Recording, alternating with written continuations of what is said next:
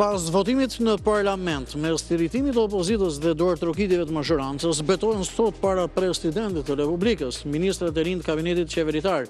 3 nga 7 ministrat e rinj, Ferit Hoxha, Ermal Nufi dhe Enea Karakaçi, që futen rishtazi në qeveri, e ndoqën nga lozhet e kuvendit emërimin e tyre, në seancë mungoi kryeministri Rama.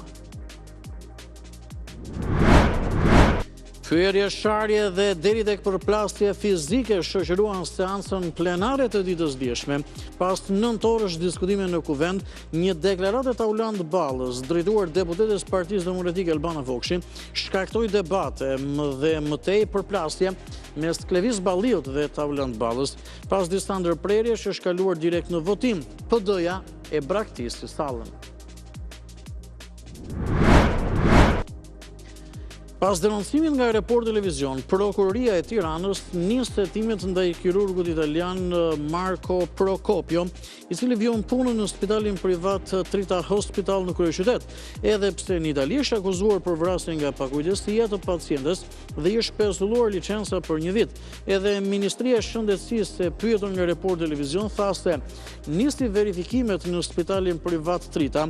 Një tjetër mjek italian i punësuar tek i njëjti spital po hetohet gjithashtu për vdekjen e pacientit pasi ky i fundit ngushtoi stomakun. Të rinjtë e Ballkanit të moshës nga 16 deri në 18 vjeç, të njohur ndryshe si Gjenerata Z, janë optimist për demokracinë dhe mbështesin qartë një të ardhme europiane për vendet e tyre. Ndërkohë të pyetur mbi emigrimin, sondazhi tregon se 70% e të rinjve shqiptar duan që të jetojnë këtu në Shqipëri, pra në vendin e tyre. Kuvendi i Kosovës nuk arriti që të zgjedh presidentin e ri të vendit brenda afatit kushtetues, pasi nuk pati konsensus mes partive politike. Mbrëm dështoi seanca plenare ku do të votoj për amendamentet e Vjosa Osmanit, me qëllim që presidenti zgjidhej drejt për drejt nga populli, dështoi sepse nuk pati quorum të pranishmëve.